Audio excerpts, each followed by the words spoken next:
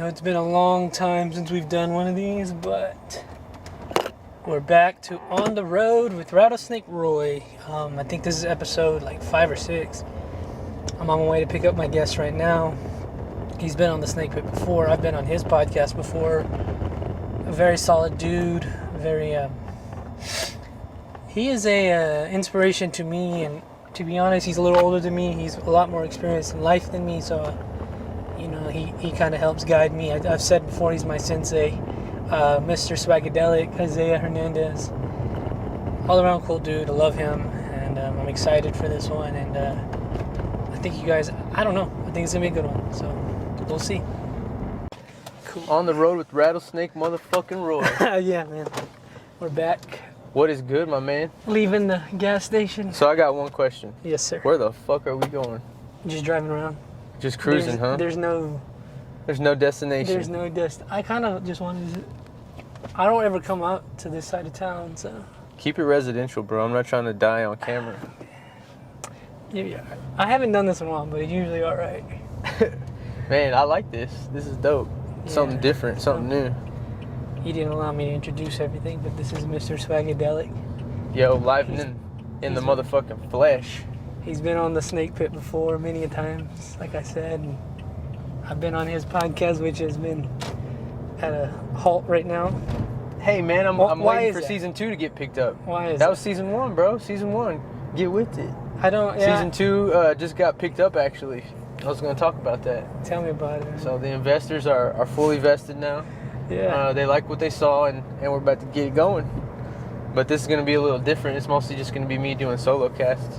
Oh, yeah? It's not going to be any guests, because it's hard to find guests whenever you don't find average people interesting and you don't have access to non-average people. So I feel that. I mean, I know a few people, but I don't want to be stressed out about who I'm going to have on. Guests are probably the hardest part right now. So, it's one thing to have a plan, right? Yeah. You got to have a plan, but it's a whole other thing to stick to your plan. Yes, sir. Sticking to the plan is like that's everything. And I struggle with sticking to the plan. So originally my plan was to mostly do solo cast, but have very specific subject matter that I could cover. That way it's not so difficult just talking about myself, because you know how hard it is doing a podcast by yourself. I hate doing this.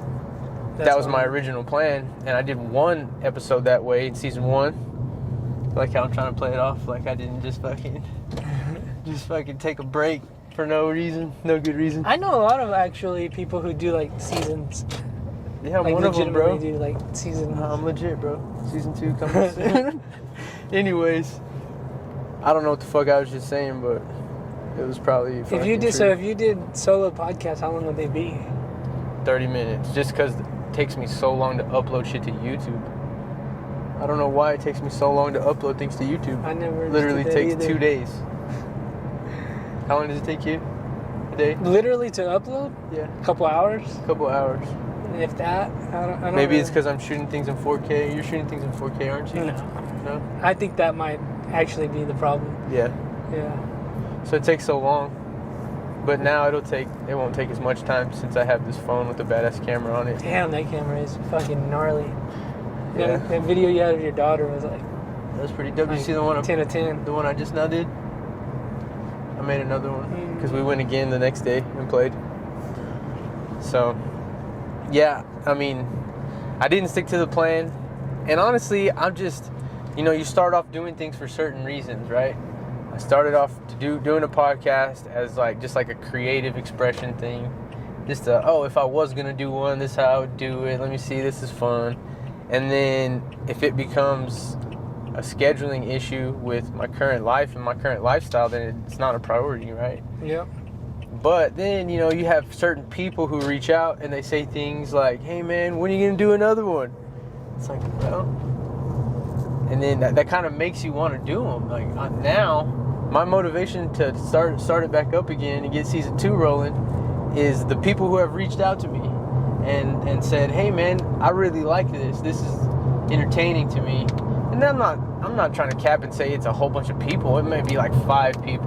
You know what I mean? Shit, one's enough. You're one of the people who really, always get me fucking going about it because you asked me about it. And honestly, I don't think much about it. Today I woke up and I'm like, oh, I'm gonna get back on it. I just felt different. I don't know, but I'm that way when it comes to things because talent is a curse, bro. I'm cursed with I understand talent. there's like different ways to live, to do things, and my brain doesn't work. I can't have hobbies. Yeah. It's like either I'm immersed in it or I'm not. You know, that's why I'm always like, especially like podcasts. I don't understand how that's a hobby because there's so much that goes into it. It's because my life's so busy. There's That's so why it's a much that hobby. goes into it. You know, my life's so busy, and you know, I got my kids always right there with me. And some people do the kid podcast. Oh yeah, I'm definitely gonna do that. The other day, my daughters got on there and they were doing one. Yeah. My youngest daughter, she's got it naturally. She can just talk. Joey Diaz does that with his, but I don't know if he said he used to, and I don't know. He never posted them, but he and his daughter would do one once a week.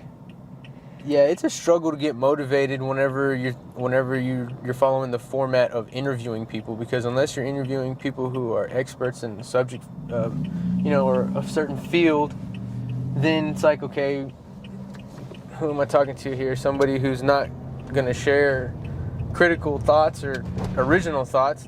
That's not motivating, bro. Like, I would rather just do it on my own, and even though some people might find it boring because it's gonna be like philosophy and esoteric knowledge, sometimes it'll be comedy, sometimes, you know, it just depends on how I'm feeling, depends on what I'm on that day.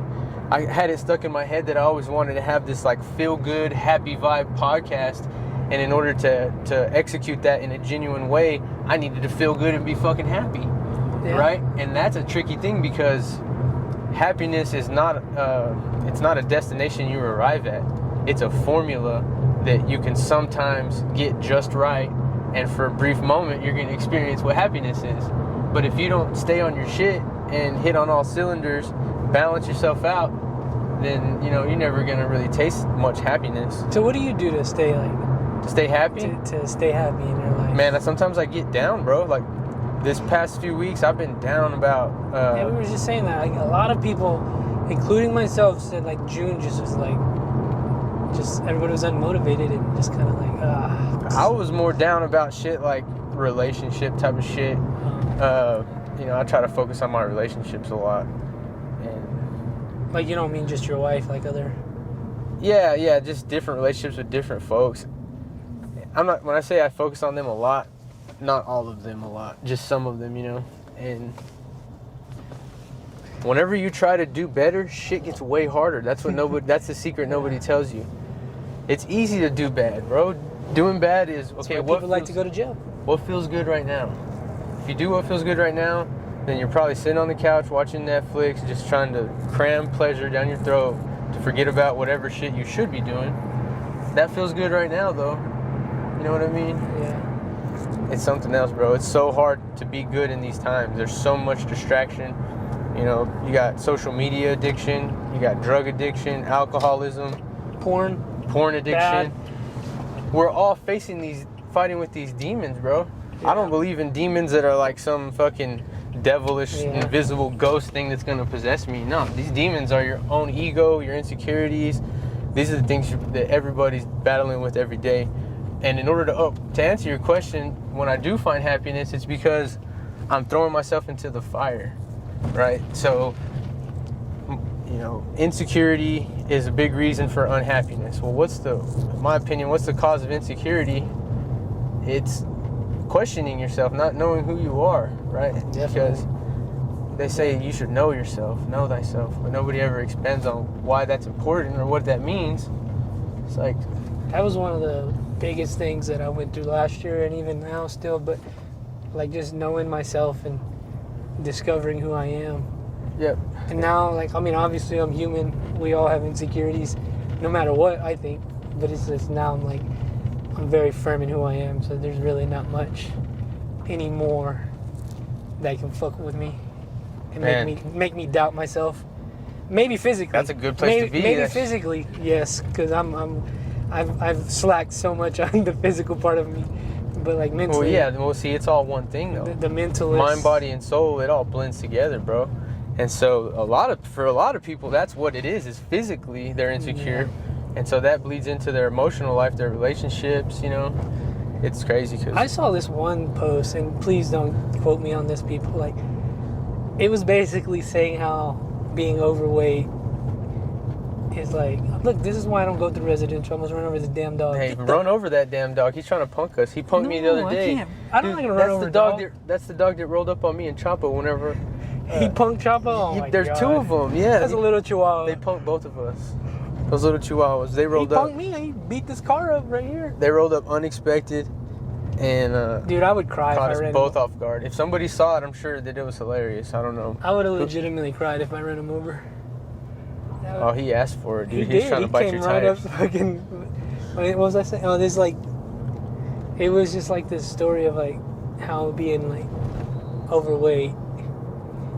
I can't even go into it, but it was just defending like laziness almost, and defending, you know, doing like you're saying, do whatever you want, not what you're supposed to do. Yeah. Doing the things that you sit want. around on your couch and just scroll through fucking Instagram all day and eat fast food and see where that gets you. And if you really think about it, like, you know, all this conspiracy bullshit and New World Order shit, really is like these companies know that, and they you've said it, they feed on that. Like they inject all this shit and you make you lazy. Oh yeah. Make you feel bad, so then you go to like big farm, you spend all your time on your phone. Yes. You're on medication, you're eating like shit, you're eating fast food. Our minds have been hijacked, bro. They really have, and that's really the like. It's sad. The downfall. It's sad. Pretty much of America, I think. There's no government conspiracy. No, it's this shit. Just open your eyes to this shit, and it's really like the real enemy. Dude, to tie it back in, one of the things that motivates me, that makes me want to get back on my shit and start doing a podcast, is to try to create a map out of this shit. You know what I mean? Out of the addictions that we're all dealing with, and the pitfalls and the traps that are set for us to fall into, whether it's the prison industrial complex, you know, for young men who are black and Mexican, you know, the poor people, yeah. There's lots of ways that we're being set up to fail, and I'm not saying I have all the answers, but I feel like whenever I focus and I do what I'm supposed to do, man, I feel pretty good. I feel like I escaped the Matrix for a little while, but then it pulls me back in eventually, one way or another. Yeah, man. I don't know. To me, that's what escaping the Matrix is being free of all. Free of the urge to look at your phone every 15 fucking seconds, man. Being free from, like you're saying, constantly checking your phone. Being free from like needing like, or having a crutch on anything, really. Yeah, exactly. Mentally and physically, like that's and I don't even know. Like the fucking shitty thing about that is it's a constant battle. It's never over, ever. Never. As long as you're living, it's never over. Yep. And don't get me wrong, man. I have a couple of crutches that I lean on all the time. And so me too. It's just things that get me through, coping mechanisms. If you have any sort of unhealed trauma, you're probably going to have a lot of addiction in your life, one way or another. But you got to find healthy addictions. That's the thing too. I was about to say, do you think healthy addictions being addicted to the gym can be a problem? Being addicted to the gym, I guess if in my situation, I have a little home gym and I do most of my working out at home. So it's a great addiction because it turns into a lifestyle. Mm-hmm. And that's a really big key, I feel like, for most people to deal with anger and other emotions, is working out hard. Because, dude, when I was saying I was down, I was more getting down as far as like dealing with things that I'm not used to dealing with, anger being one of them. And I don't know if it's just all the years of, you know, trying things and failing and not being where I want to be, if that's why I feel more angry than I ever had before. But then when I stop and look at it, it's like, okay, what am I doing differently now that I was doing? It's mostly things that I'm not doing. I haven't been working out really, really hard like I used to. I've just mostly I guess less cardio. I've been lifting a lot of weights lately, but I've been doing a lot less cardio. And it would make sense that on days I do a lot of cardio, I'm going to have a lot easier time controlling my anger, because you just wore out, you know what I mean? It's a lot more. You got to get that testosterone out. I feel like, I was telling you that, man, when I quit watching porn, I fucking felt completely different. Oh, yeah. Just mentally and physically, just, I felt more clear, like, for real. Like, that's why that is an ugly, unseen addiction in a lot of young kids that nobody really talks about. It is god awful. Yeah, and I think that I think that most people don't see it as an addiction because they're comparing themselves to the opposite end of the spectrum kind of thing. You know what I mean? Yeah, dude, and like there's a lot of unseen things that you don't even realize, like just like even like with the body, like you compare yourself to these men who are on. Those are like the elite of the elite men. You know what I mean? Like, you're talking about dudes with big old hogs. Just like, yeah, like I mean, I get it. Like, just you look at them and then you start subtly comparing yourself, and that's not good. I don't think comparison is not good at all in anything. It's just, you know, once you start focusing on yourself, that's what I mean. Yeah. Start worrying about yourself. I will say, you know, being a married man and having sex on a pretty regular basis, that anytime that I would look at it, even if it was just once a week, it affected me. It affected my performance in the bedroom. It affected my mental game. It affected everything. And it's completely unnatural.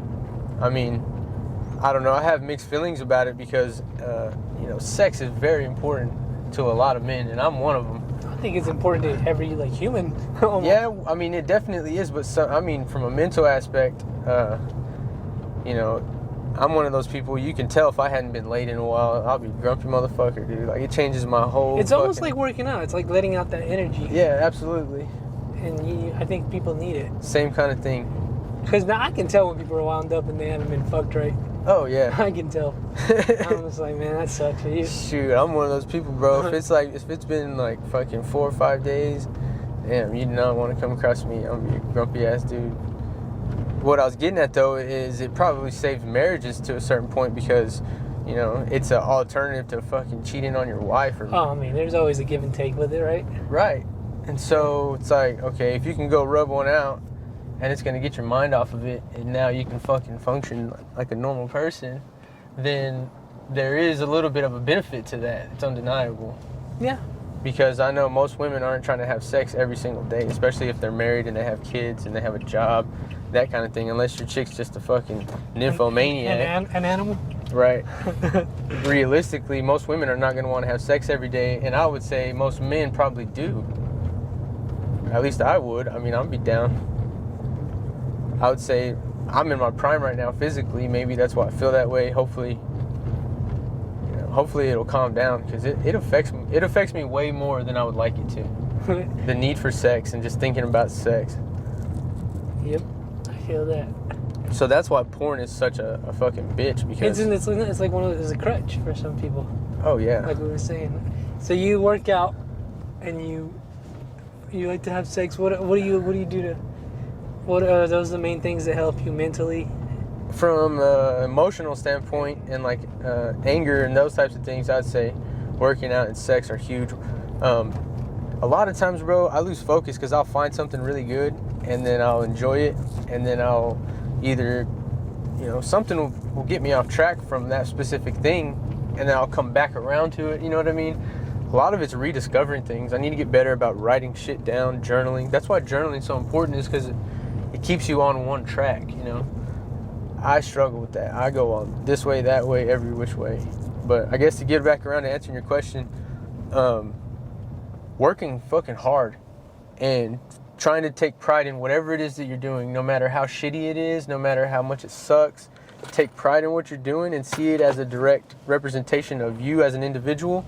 And that will, it'll do a lot more for you than not doing it will, you know what I mean? Like, not doing it is going to mean that, you know, you're kind of ashamed of yourself in a certain way, even if it's unconsciously, you know, no matter what the fuck you're doing, bro. If you're putting roofs on houses or fucking cutting grass. Me, I crawl through attics sometimes. I weld. I do a lot of hard shit, dirty jobs. And sometimes I'm like, man, what's the meaning of all this? This fucking sucks. But you have to find pleasure in your toil, and you have to take pride in the work that you do. It's wild that you say that, because I'm with you. Like, you know, I've said that too. Like, just shit. Like, are people not proud of anything? They don't have pride in anything. Like you're saying, like, it's as simple as like mowing your yard. You should be like, do it. Like, man, my yard looks good. I fucking did that. Or excellence is a habit, or bro. Your car, you know, clean your car, and you're like, damn, look at how clean my car looks. Excellence is a habit. And then just throw it on it. Like, the demons are like, well, they just want to pick at you. Like, well, look at this guy. He's a fucking showing off, and he's a cut. You know, I'm like, Now I'm running into them like, fuck you, man. You don't know how to work hard. You don't know how to bust your ass. You don't even believe in anything. Like, that's why I put on my I posted, like, when you believe in shit, things start to change. When you truly believe in something, things start to fucking change for you. And I was thinking about that too because, okay. And that's not just like God or anything. I mean, when you believe in yourself or your goals. You believe in principles, right? You believe in... When you believe in things, you have something... You're living by principles. You have a value. You value something. Like, the reason why that's important is because that's what your attention is going to get fixated on. You know, if you don't have principles, if you don't have anything to believe in, well, then your attention is going to get fixated on whatever's popular in the world, pop culture, whatever bullshit is being fed to you by this machine that's just trying to keep you as a consumer, consuming bad content. That's the thing. It's like the shit that they're trying to feed you and your kids, it's not good stuff, man. Artistically, whatever, however you want to visualize, however you want to see it. Feeding you bullshit on the news. It's a lot of bullshit. It's a lot of fear. They're trying to completely take over your mind. So being principled gives you something to focus your attention on. And what you give your attention to, you give life to. No matter what it is. Whether it's ghosts or fucking aliens or getting a master's degree or trying to be the best person you can be from a moral standpoint. There's a reason why religion is so popular and it's so vital to a lot of people's success. You know, it gives you principles, it gives you structure. You got to have those things, man. That's you know, to expand on your question from earlier, that's part of what makes me happy and what helps me find satisfaction. To me is more of a worthy aim than actual happiness, because happiness is fleeting. It comes and goes. And the thing about it is, if you don't have anything to contrast that happiness, then you're not going to know what happiness is. You know, we know things in relation to each other, and struggle and suffering is the contrast to happiness. So the more you struggle and suffer, the more happy you're going to be whenever things aren't so bad. Which is wild as an American, man. You gotta have to, like, we don't really struggle as Americans. I don't think. Like, emotionally and physically, yeah, a lot of people do, not like from hunger. It's a different struggle. It's a mental struggle. I'm just saying, somebody like me who kind of just had a good life, I have to fucking force struggle upon myself. Oh yeah, through, like, that's a blessing for sure. Through like working out and being out in the sun and just doing things I don't want to do. That's the key, dude. That, to me, that is the key, is forcing yourself to struggle. I would say most people who listen to this podcast have a very good life. And a very easy life. Right. So then they can probably relate, like, yeah, you're going to have to force yourself to do things you don't want to do. Maybe they don't see it that way, man. A lot of people think differently. I know a lot of people who are just like, nah, I'm going to chill. Yeah, this is what I like to do. And God bless them. And again, that's another blessing. That's the comfort zone. You can just be comforting. Like, as an American, you can live in that comfort zone. Yeah. And not have to worry about shit for the rest of your life. You're going to grow stale. I mean, that's fine if you don't have any ambition. This is like the 5th dead end I've hit. Oh, yeah. So many cul-de-sacs. It's all good. It looks cool on camera when you're whipping a bitch. Oh, yeah. In Linwood? I know everybody's probably partied in Linwood. Fucking party a lot. Everybody from Lubbock. Look at that. Yeah, force yourself to struggle, dude. Shit. It'll make you feel good eventually. What'd you do for 4th of July? So on the actual 4th of July, I went to the lake. I went to Lake Allen Henry, and we did some wake surfing. Dude, I want to do that. It's pretty dope, man. I'll have to bring you sometime. Who's got a boat? One of my buddies. Oh, okay. Yeah, he does a lot of different things, but got some money. Were your kids there? I didn't take them this time. I've taken them before, but no, they weren't there. What'd you do? Did you blow anything up? I was in post, getting drunk. Getting drunk in post. I guess that's what I was doing too. I was in post and I was a little drunk. It was wild. It's wild because, like, I'm outside all day, but I'm covered up. And I was out there in like a sleeveless shirt and I got fucking sunburned. Yep. And I've been outside all summer long. One day I got fucking sunburned. Dude, I've been dark, all summer, but after coming back from the lake, I got extra tinted. So it's just you and your wife and your friends? Yep, pretty much. Were you on a different level? Nah, I wasn't. No, I kept it chill this time, just because, sometimes it gets paranoid. I get paranoid out there on the lakes. Too many drunk people going different directions, and Lake Allen Henry's kind of a narrow lake. Is it big? Bigger than? It's long and windy, but it's not very wide. I haven't been out there in a long time.